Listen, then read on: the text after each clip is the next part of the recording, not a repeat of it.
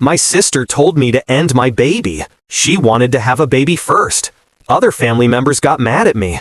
What I did next made them quiet. For 7 months, I felt sad. I tried hard to have a baby. It did not work. Then my husband Hugo and I had a baby. We were so happy. People clapped. But not Serena. She looked very mad. She broke her glass on the table.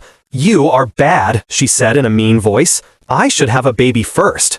Mom told her young girls should not have babies. Serena did not listen. She took her bag and left. She said I must end my baby in 1 week, or she would call the police.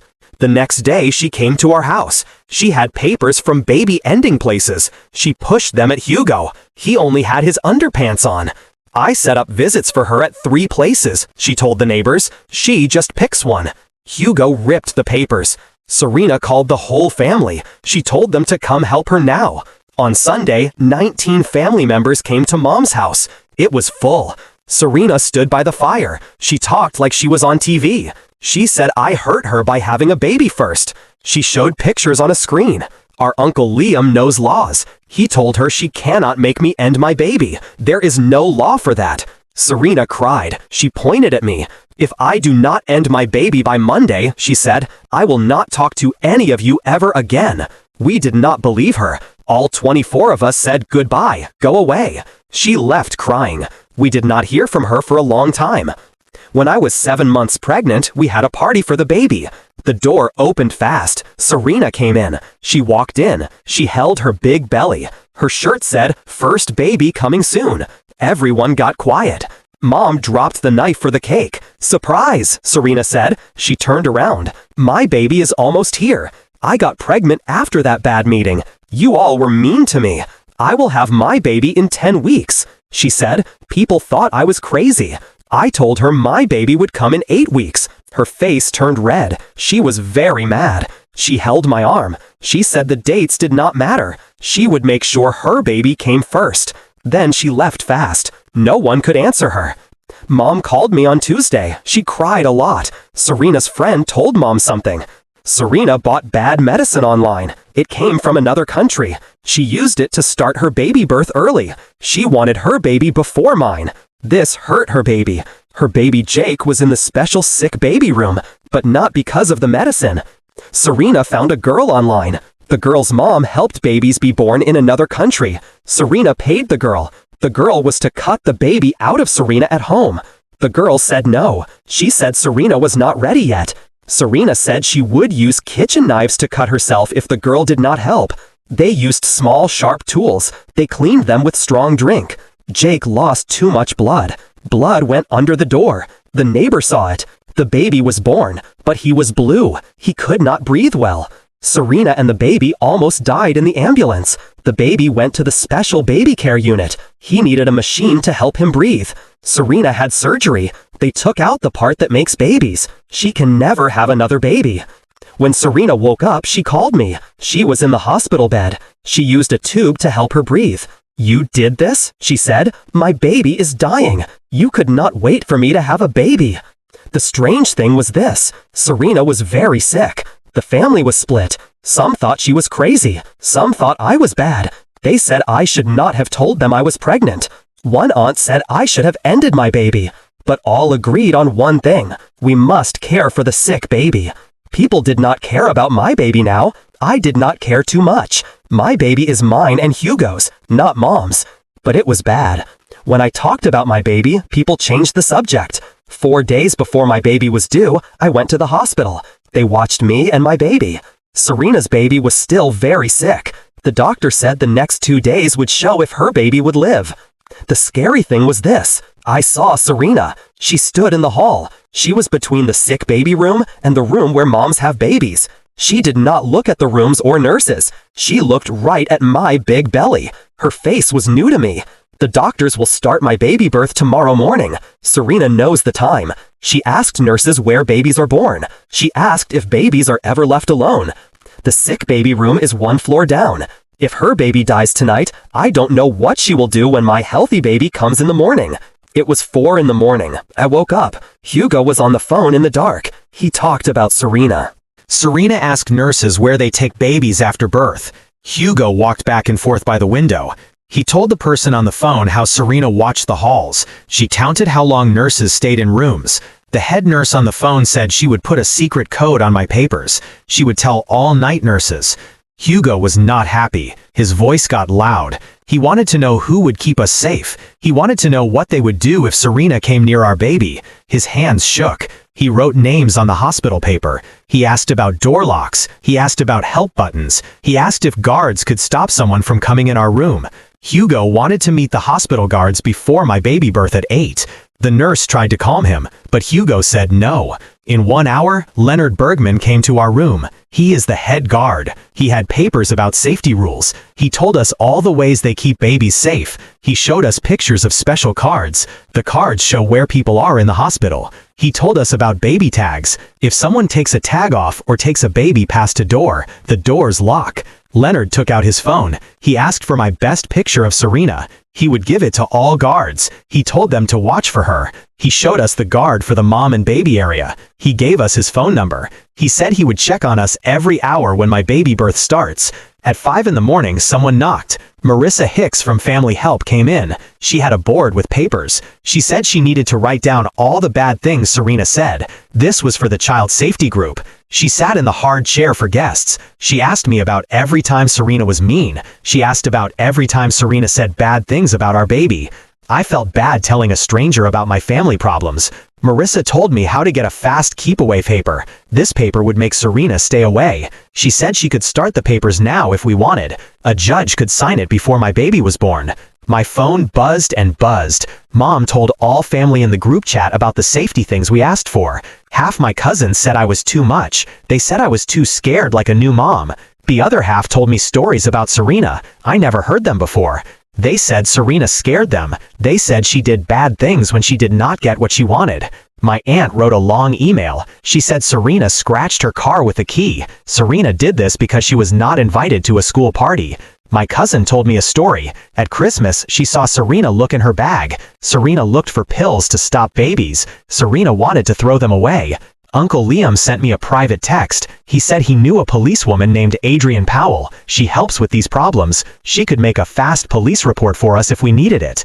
I stopped for a moment. I worried this would make the family fight worse, but Hugo took my phone. He wrote "Yes, please" in big letters before I could stop him. A nurse ran into our room. She looked worried. She told us Serena's baby got much worse last night. His air was too low. They had to turn up the breathing machine. They gave him more medicine. She said the sick baby team was trying their best, but the next few hours were very important.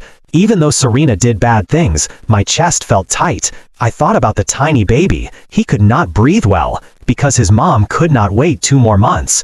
The morning nurse came at 7. She showed us a map of the baby birth room. She showed where each nurse would stand. She said babies are never left alone, not even for 1 second. She showed us special bands for our wrists. The bands have numbers. The numbers must match. If not, a loud noise will sound. She looked very worried. She said she would stay in the room with us the whole time, no matter how long it took. I took a paper. I wrote down only 4 names. People who could visit us: Hugo, Mom, Uncle Liam, and Hugo's mom. I gave the paper to Leonard. I told him very clearly, no one else should know our room number. No one else should know if the baby was born yet. Leonard took the list very serious. He had me write my first letter next to each name. He asked what each person looks like. His guards needed to know who they were before letting them in. Hugo took me to the bathroom. He closed the door. His whole body shook. He said he was scared. He was scared he would not move if Serena came during the baby birth. He was scared he could not keep us safe when we needed him most. He kept saying he should be stronger. He should be ready to fight. But all he thought about was this. He did not see this coming. He did not stop it before it got so bad. We held each other in the small bathroom. We promised to keep each other and our baby safe, no matter what happened. I could feel his heart beat fast against my chest. We both tried hard not to cry. The bathroom door opened. Leonard was there with his papers. He told us Serena just tried to get past the main guard desk. She used an old guest card from yesterday. She told the guards she needed to see her baby, but they knew her face. They saw her in the picture I gave them. They took her back to the waiting room for the sick baby area. They told her she could not go there. Leonard said she argued with them the whole time. She said she had the right to see me, because we are sisters. But the guards said no. They told her if she tried again, they would make her leave the hospital. Hugo held my hand tighter. Leonard said they now put a guard near all the doors to the mom and baby area. The guard would watch for Serena. I could barely understand Leonard. Then Marissa knocked. She came in right behind him. She had a pile of important papers. She sat on the edge of the hospital bed. She started writing on official papers. She said every bad thing Serena said about my baby would be written down. This would start an automatic check by the child safety group after my baby was born. Her pen moved fast on the pages. She asked me for dates and times. I saw her write about the broken glass. She wrote about the baby ending papers. She wrote about Serena looking at me in the hall yesterday. The papers made me feel safe, but they also made me very sad, because this was happening. My own sister was now seen as someone who might hurt my child. Marissa talked calm and nice, but I saw her jaw get tight. I told her how Serena held my arm at the baby party. I told her Serena said her baby would come first. Marissa copied all the papers. She gave me a case number. She said this number would follow Serena even after she left the hospital. It would be a record in case something bad happened. Mom came in while Marissa was there. Mom looked like she did not sleep for days. She cried when she saw all the law papers on my bed. She kept saying she was sorry about the family pushing me, sorry some family took Serena's side. But she said she could not choose between her daughters. She hoped I understood. I told her she did not have to choose. She just had to follow my rules. She had to keep Serena away from us. She nodded, but I could see in her eyes she did not get it. She kept looking at the child safety papers, like they were bad things I used against Serena, not like they were to keep my baby safe. My phone rang. It was Detective Adrian Powell. Uncle Liam knew her. She called to say she was looking into the bad home baby cutting. She wanted to know about bad things Serena said, before or after the home cutting. I put the phone on speaker. Hugo could hear. I told her dates and times. Hugo held my hand. My baby birth pains just started. My voice shook as I tried to remember everything. Adrian asked very clear questions. Who else heard the bad things? Did I save any texts or voice messages? Did anyone see Serena ask about baby birth rooms or baby safety? She said the case about the bad cutting was strong. The girl who did it told them everything. But the bad thing Serena said to me would make the case stronger. Serena might get in more trouble. Someone knocked. A woman in a nice suit came in. She had more papers. She said she was the hospital's law person. She asked me to sign papers. The papers would put an extra lock on my hospital file. She said after I signed, no one could say I was a patient here, unless they were on my allowed list. Other hospital workers could not tell anyone my room number or how I was. It seemed small, but it felt good. Serena could not talk nice to a nurse and get information about me. It made me feel more in control. Hugo took a yellow paper from his bag. He started writing down everything that happened last week. He said he was tired of telling the whole story to every new nurse or doctor. He wrote dates, times, and exact words. He made a time list. It started when we told everyone about the baby. It ended with Leonard watching our door and Marissa's papers all over. When he finished, he made 3 copies. He used the printer down the hall. 1 copy went in my hospital file. 1 copy went to Leonard. 1 copy he put in his pocket. My baby birth pains got stronger and closer. The nurse came in to check on me. She saw all the people in my room. She said we should only let people visit if we really needed them. Hugo stood by the door like a guard. He crossed his arms. He stood with his feet apart. Every time we heard steps in the hall, we got tense. We looked toward the sound. Leonard had to stop Hugo's cousin Travis. Travis came with his phone out. He tried to make a video call of the baby birth. He wanted to show the whole family, even poor Serena, he said. Hugo's face turned red. He told Travis to leave right now, or the guards would take him out. I was happy I married Hugo. He knew our safety was more important than family feelings. Travis tried to argue. He said everyone had the right to be part of it. Hugo just pointed down the hall. He said, "Leave." Leonard took Travis to the elevator. Between the strong pains, I held the bed rails hard. Marissa told me we could get a fast keep-away paper as soon as the baby was born. This paper would make it illegal for Serena to come near us or talk to us. Hugo said yes without looking at me. Marissa started more papers. I tried to breathe through the pain. The pain got worse every few minutes. A nurse came into our room by mistake. She meant to go to the next room. This made the baby safety alarm go off. It was a very loud sound. Everyone froze. If that alarm really went off, she said after saying sorry, the whole floor would lock down in seconds. She showed us how the doors would lock right away. Guards would come everywhere. At first, the loud noise scared me. Then I felt good. I saw they took baby safety very serious. Even a small mistake made them act fast. Mom sent me a text. Serena was in the sick baby room. She asked nurses about their break times. She asked when they change shifts. She asked if babies are ever left alone then. The next pain was so strong I could not answer the text. I held the bed rail. Hugo read the text out loud. His face turned white. He went into the hall. I heard him talk to someone. Then Adrian came in. She had a small black book. She gave it to Hugo. She told Hugo to write everything down, with exact times and dates, in case we needed it for proof later. Hugo started writing fast. I tried to breathe through another bad pain. The pains came faster now. The nurse checked me. She said it was time to go to the baby birth room. They rolled me down the hall. Hugo ran next to me. He still wrote in his book. Leonard walked in front of us. He looked at every door. The baby birth room was bright and cold. They told us about safety rules again. They showed us the bands for our wrists. They would all match. They showed us the special tag for the baby's ankle. If someone took the baby past certain doors, alarms would sound.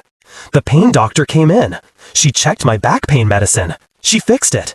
Hugo kept writing. His hand shook. The doctor came. She checked me. She said it was time to push the baby out. Then more people came in. Nurses got things ready. One nurse stayed right next to me, like she promised. I pushed and pushed. Hugo held my hand. He stopped writing for a moment. He counted with me. He told me I was doing good. Everything hurt. I was scared. But I was set on bringing my baby safe. I kept pushing even when I thought I could not. She came out crying loud at 7:24 in the morning. They put her right on my chest. She was wet and warm and perfect. Hugo started crying. The nurse put the safety bands on the baby's small ankle and my wrist. For a few minutes, nothing else mattered, just her little face. Hugo's crying, the feel of her on my chest. They cleaned her up. She stayed with me the whole time. They checked her over. They did not take her away. Hugo took pictures with his phone. Tears ran down his face. In 1 hour, they moved us to a restroom. It was at the end of the hall, past all the other rooms, away from the elevators. Leonard came with us. He made sure no one knew our names. The door had no name on it. Leonard said the computer said we were private patients. No one could get our information. Hugo talked to the nurse alone. They made a secret word plan. If someone said pineapple, the nurse would take the baby to the safe baby room right away, no questions asked. The head nurse wrote pineapple in red on the work paper. She showed it to each nurse who started work. My phone got many messages. Family wanted pictures. They asked why we did not tell them the baby was born. Hugo took my phone. He wrote in the family group chat. He said we needed private time with our baby. We would not talk about anything now. People answered fast. They called us selfish. They said we were making a big show. One cousin said we were punishing the family for what Serena did. Hugo turned off my phone. He put it in the drawer. He said we did not need to deal with that now. Adrian knocked and came in. He had his notebook. He wanted me to tell him officially about all the bad things Serena said, but he kept it short. I was tired. I was still bleeding. I was trying to learn how to feed my baby. He said the girl who cut the baby out was talked to by police. She would get in trouble for doing medicine without a license. She would get in trouble for putting a baby in danger. He left after about 10 minutes. Dr. Patel came to tell us about Serena's baby. She said the baby was stable on the breathing machine, but still very sick. The next day would show if the baby had brain damage, because he was born too early, and he did not get air during the bad cutting. I held my healthy baby tight. I felt relieved she was okay, but I also felt bad, because my nephew was fighting for his life 1 floor below us. Dr. Patel said Serena kept asking about us. The mind doctors were worried about her. She was too sick to leave her bed, so we were safe for now. Hugo's mom sent a text. She saw something online. Hugo looked at his phone. Serena wrote a post. It said, "I took her special moment. I ruined her life. I would not wait my turn." She put every family member's name she could think of. The post had pictures of her in a hospital bed. She looked pale and sick. The words said, "I made her do bad things. Now her baby would die because I was selfish." Hugo took pictures of the screen fast, before she could delete it. He put the pictures in the folder with all our proof.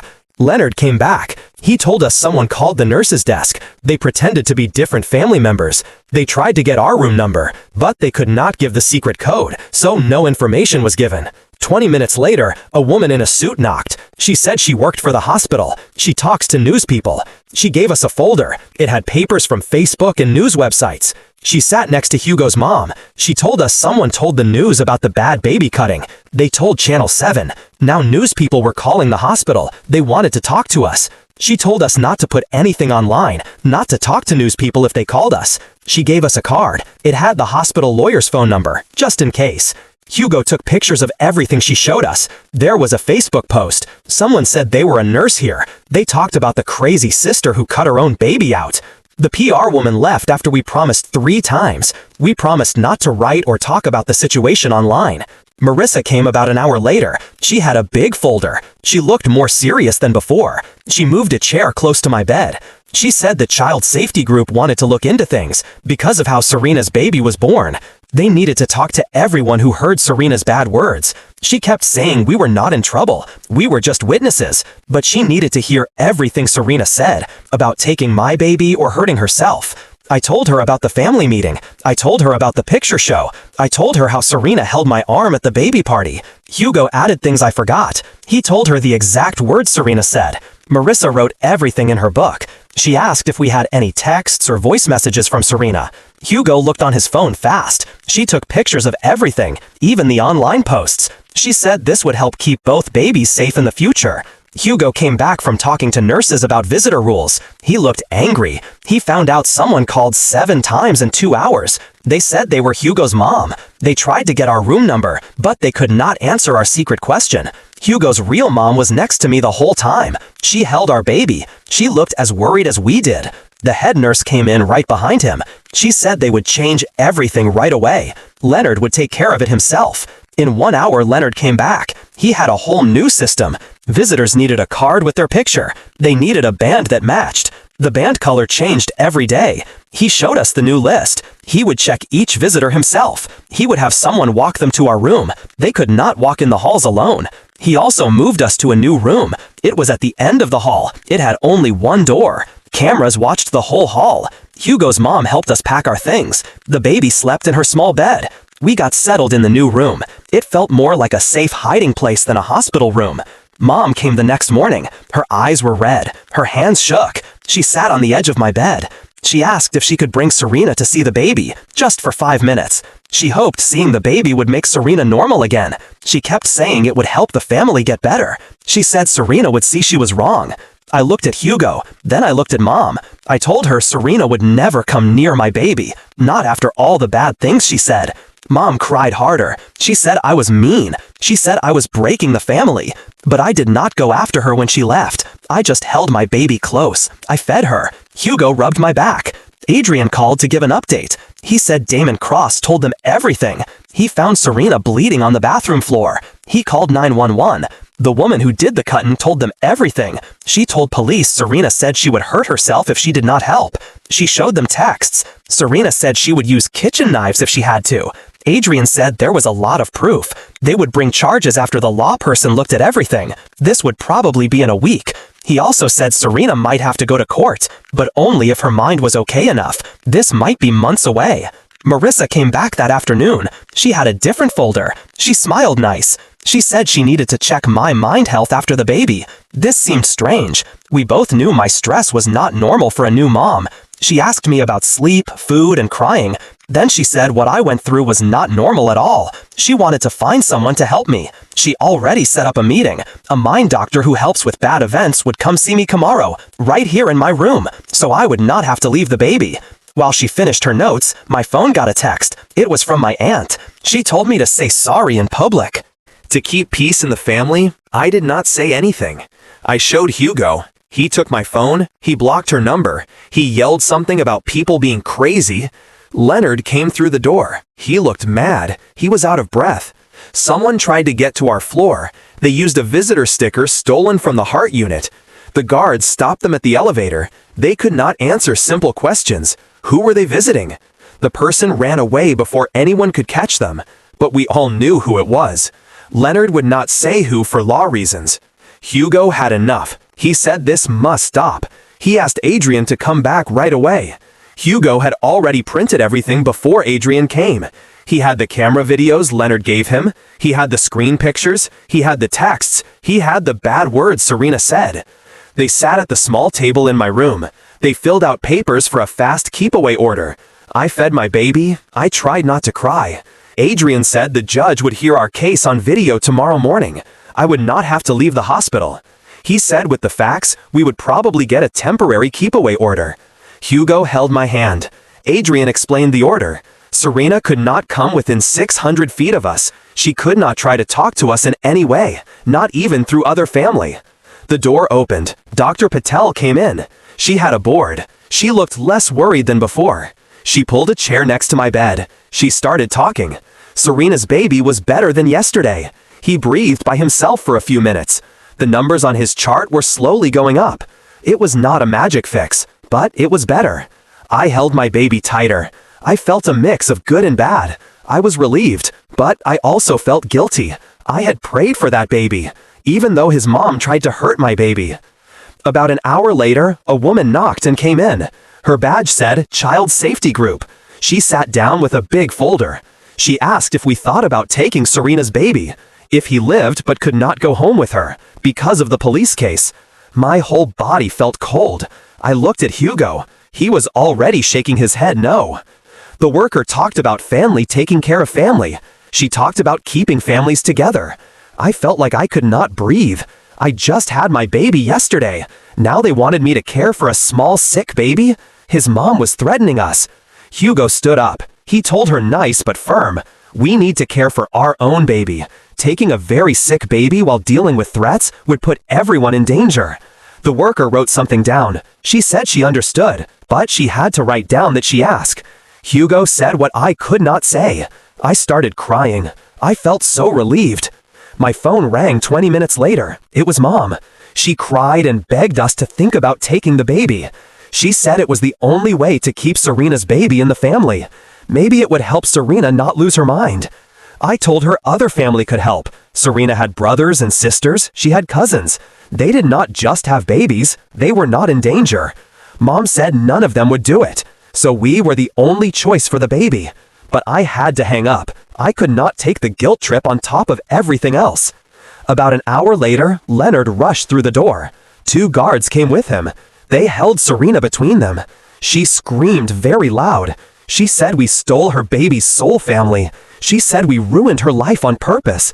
She got past the front desk. She came all the way to our room. Then the guards caught her. Other patients in rooms next to us were scared. They looked out their doors. Serena yelled that we were killers. She yelled that we were thieves. Leonard and the guards pulled her to the elevator. She kicked and screamed the whole way. I felt bad. All the other new moms were trying to rest. They had to deal with this crazy mess. A mind doctor came in 30 minutes. He asked us what happened. Then he went to check Serena. He came back 2 hours later. He told us Serena showed signs of serious mind problems after birth. She also had trauma from her baby being sick and from what happened because of what she did. He already started papers to make her stay in the mind hospital. She could not leave until doctors said she was better. The child safety worker came back that afternoon. She said they were looking at all choices for the baby, even his dad's family in another state. She said we were not her first choice. She just had to show she looked at all options. I felt so relieved I almost threw up. I had pictured myself taking care of 2 babies and watching out for Serena the whole time. The next morning was our keep-away order hearing.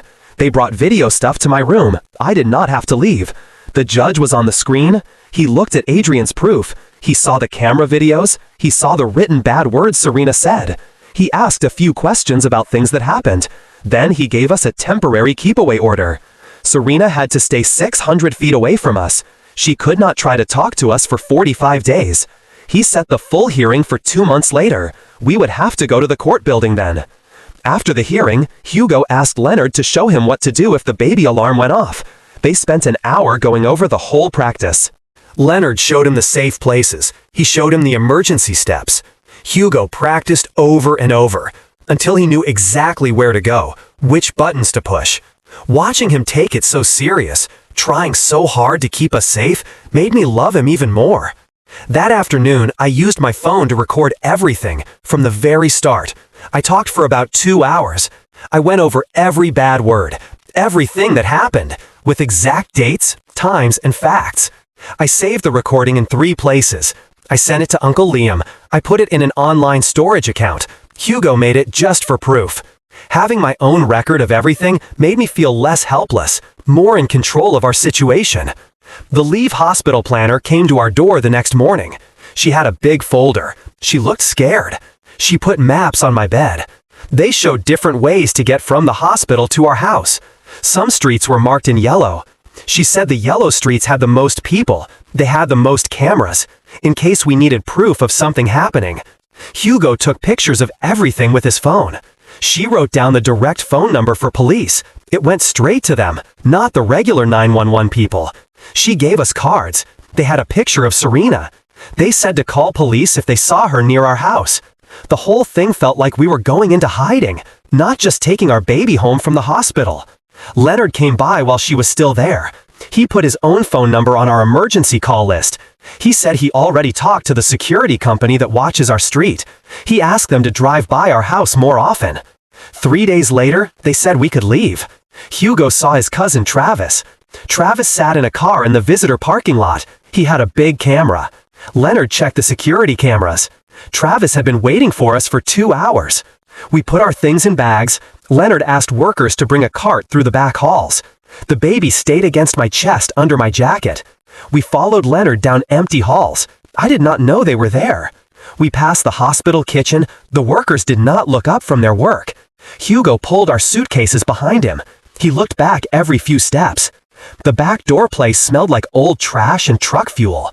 But our car was there. The engine was on. Leonard moved it himself with Hugo's keys, so no one would see us in the regular parking place. We put the baby in her car seat. Leonard stood guard. We drove out the back door. Delivery trucks use that door. Hugo took 3 different turns. He checked the mirrors, then he drove toward our real street. Travis did not know we left. He probably sat there for another hour. For nothing. Everything at home looked the same, but knowing what we were dealing with made it feel totally different. When our neighbor's dog barked, I jumped. I checked the locks again. I just did it 5 minutes ago. When the baby cried, I wondered if someone outside made a noise, scared her. Hugo stayed awake when I finally fell asleep. He sat by the window. His phone was ready to call 911. We switched at 4 in the morning. The baby needed to eat. I took over watching. For the first few nights, neither of us slept more than 2 hours at a time. Every car that drove by made us freeze. We listened until it passed. On our 3rd day home, the doorbell rang. We both got scared, until we saw Adrian through the little hole in the door. He came in with a box. It had camera stuff for safety. He bought it with money from a help fund. He spent 2 hours putting it on our porch. He taught us how to watch the video on our phones. He set it to see the whole front yard and the sidewalk, so we could record anyone who came near. While he worked, he took more pictures of the bad messages on my phone for the police case. He told us the law people were taking this serious. They were getting ready for when Serena was well enough to face charges.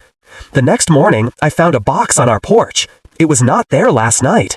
The camera showed Mom left it at 5 in the morning. It was still dark. Inside were baby clothes. They were clean and folded. They were from when Serena and I were babies. Her note said she loved us. She needed time to understand what happened. She promised to respect our rules. She wanted us to know she was thinking of us. I cried holding the tiny clothes. I remembered when life was easy. Serena was just my annoying little sister. That afternoon, my phone rang. It was the hospital number. My stomach dropped. I thought something happened to Serena, but it was Dr. Patel. She called to tell us about the baby's health.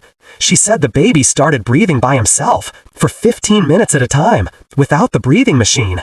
His brain pictures were better than they thought, but they would not know about problems until he was older. The baby's chance changed from very sick to sick but stable. That should have made me happy, But I felt bad, because I had prayed he would stay sick longer, so Serena could not use him against us. 4 days later, Hugo's phone rang at 2 in the morning. It was a number we did not know. It was a voice message from Serena. Her voice was weak and mad. She said we ruined her life. We stole her baby's future. She talked for 3 minutes. She said we made everyone hate her. We ruined her chance to be a mom. Hugo called Adrian right away, even though it was the middle of the night. He told him Serena broke the keep away rule. Adrian said she must have used another patient's phone at the Mind Hospital. That was a very bad break of the rules. The keep away order hearing was that Friday. The judge was on our laptop screen. He was in his courtroom. He looked at all the proof Adrian gave him. There were camera videos. There was the voice message from this week. He asked us some questions about things that happened, about if we felt safe. After 20 minutes, he made the temporary order last a full year. If Serena broke it, she would get in trouble with the law. He said very clear, if she tried to contact us, she would be arrested fast, as soon as she left the Mind Hospital. Hugo had to finish answering the judge's last questions. I started shaking. I felt so relieved. 2 weeks later, Marissa called. She told us they found a home for Serena's baby. He would go live with his dad's parents in Oregon. The grandparents were stable. They had enough money. They had no police record. They did not do bad things. They already started the process to take him across states. They would take him when the baby was well enough. She said we were officially not being asked to take care of him. That felt like a big weight off my shoulders. I felt bad about being relieved, but I knew we could not handle that, on top of everything else. Hugo set up a video call with all family for that Sunday. He wanted to make clear rules for the future. 23 family members joined the call, but 1/3 of them turned their cameras off. Hugo did most of the talking. He said we would send 1 email each month with news. We would not answer individual texts or calls. He said no surprise visits were allowed. Anyone who gave information to Serena would be cut off completely. Most of them agreed, but Auntie said we were too mean. She said Serena was clearly sick. Uncle Liam supported us. He warned everyone that being sick in the mind does not make bad things okay. It does not make threats okay. The call ended with an awkward silence, but at least everyone knew our rules. Mom called 3 days later. She told me she signed up for therapy at the community mind health place. She found a help group for families with someone who has mind illness. They meet every Tuesday. She drove herself to the first meeting that week. She sat in a circle with 12 other people. They understood what it was like to love someone whose brain works different. The therapist gave her papers about setting rules, about spotting when you help bad behavior. Mom did the papers. She did not just put them away. She started writing in a journal. She wrote down all the times she made excuses for Serena over the years. Many pages of things she had called them just teenage stuff or sister fights. The group leader said mind illness gets worse without help. Mom finally stopped blaming herself. She stopped thinking she could fix it with enough love. Adrian called me on Friday. I was trying to learn how to use the breast pump. His voice was calm and plain. He told me the woman who cut the baby out made a deal. She said she was guilty of doing medicine without a license and putting a child in danger. The woman got 5 years in prison. She could get out in 3 years. But Adrian said because of how bad it was, she would probably stay all 5 years. He said Serena would face her own charges later, after doctors said her mind was okay enough for court. This might take months, or maybe a year. It depends on her treatment goes. The law person was getting ready a case for putting a child in danger on purpose, maybe for trying to kill the baby, if they could prove she knew the baby was in danger. I found a new moms group at the library. They meet on Wednesday mornings. Just 8 moms with babies under 6 months old. We sit on mats for exercise. We talk about normal things, like baby rash, or if special baby food is worth more money. No one knew about my sister, the keep-away order, or the baby fighting for his life in the sick baby room. They just saw me as another tired mom, trying to learn how to be a parent. We talked about how to wrap babies in blankets. We told each other about good baby doctors. I felt normal for the first time in months. The group leader made coffee. She baked small cakes. We took turns holding each other's babies when someone needed to use the bathroom or just wanted a minute to drink their coffee while it was still hot. Hugo got a call from the Mind Hospital. They told him Serena would move to a special treatment place. It was 2 hours away. They help people with serious mind problems after birth and trauma problems. The person who takes patients said she would stay there at least 6 months, probably longer. They did not know when she could leave. The treatment team would decide when she was stable enough to get care outside the hospital. They had strict visiting rules. All talking to her had to go through the treatment team first, so the keep-away order still worked, even while she was in the hospital. The place was for people like her, who had criminal charges and mind problems. They had very strict safety rules to keep patients from leaving without permission. Dr. Patel saw us in the hospital parking lot. We were there for a 2-week check. She had just checked on Serena's baby. He was in the getting better baby room. She said his brain pictures showed some problem areas. He would probably be slow to learn things, but they would not know how much until he was older, until he did things babies do. The grandparents from Oregon were there. They were learning how to use his feeding tube, how to check his air, so they could take him home in 1 or 2 months. She gave us a picture. They wanted her to share it. A small baby in a shirt that said "Little Fighter." He had tubes and wires on him, but his eyes were open wide. He looked just like Serena, in the baby pictures Mom has on the shelf. Hugo sat with his laptop that night. He set up a family talk system. It was a group email. We would send it once a week, with very simple baby news. No individual texts or calls, unless it was an emergency. No talking about Serena, unless it directly threatened our safety. No putting baby pictures online, where she might see them later. He set up an automatic answer for family who tried to contact us outside the weekly email.